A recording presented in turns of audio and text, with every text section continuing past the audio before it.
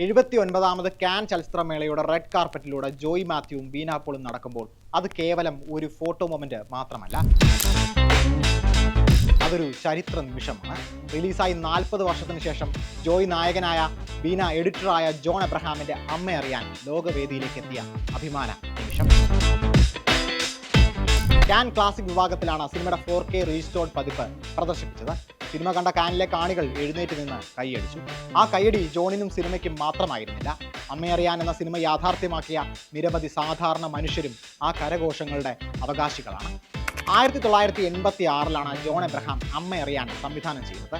നക്സലേറ്റ് അനുഭാവിയായ ഒരു യുവാവിന്റെ മരണവാർത്ത അവന്റെ അമ്മയെ അറിയിക്കാനുള്ള സുഹൃത്തുക്കളുടെ യാത്രയായിരുന്നു ഈ സിനിമ. ഈ യാത്രക്കിടയിൽ മാർക്സിസം, ക്യാപിറ്റലിസം, തൊഴിൽ ചൂഷണം, യുവാക്കളിലെ നിരാശ, വിപ്ലവ സ്വപ്നങ്ങൾ, ഏകാന്തത, ഭരണകൂട ഭീകരത എന്നിങ്ങനെ പല വിഷയങ്ങൾ കടന്നു വരുന്നു. ഒപ്പം മക്കൾക്കായി കാത്തിരിക്കുകയും പ്രാർത്ഥിക്കുകയും അവരുടെ നിരാശ പങ്കിടുകയും ചെയ്യുന്ന നിരവധി അമ്മമാരും. ജോണിന്റെ ചലച്ചിത്ര ഭാഷ വേറിട്ടതാണ്. എന്നാൽ അത് അപരിചിതമല്ല. ആരോടാണോ സംസാരിക്കാൻ ശ്രമിക്കുന്നത് അവർക്ക് ആ സൃഷ്ടിയുടെ ലിപിയും വ്യാകരണവും വ്യക്തമായി മനസ്സിലാകും. അമ്മയറിയാൻ എന്ന ചലച്ചിത്രവും അതാണ് ചെയ്യുന്നത്. മനുഷ്യൻ എന്ന രാഷ്ട്രീയ ജീവിയോടുള്ള ജോൺ എബ്രഹാമിന്റെ തുറന്ന പ്രസ്താവന. ഈ സിനിമയുടെ ആഖ്യാനം മാത്രമല്ല, നിർമ്മാണവും ഇന്ത്യൻ ചലച്ചിത്ര ശാഖയിൽ ഒരു ബദൽ സ്വരമായിരുന്നു.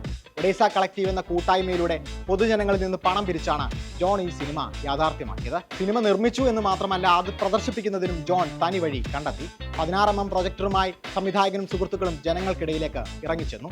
സിനിമയെ കേവല കച്ചവട ഉരുപ്പടിയായി കാണുന്നവർക്കുള്ള മറുപടിയായിരുന്നു അമ്മയറിയാൻ. ഒഡേസയുടെ ആദ്യത്തെയും ജോണിന്റെ അവസാനത്തെയും ചിത്രം.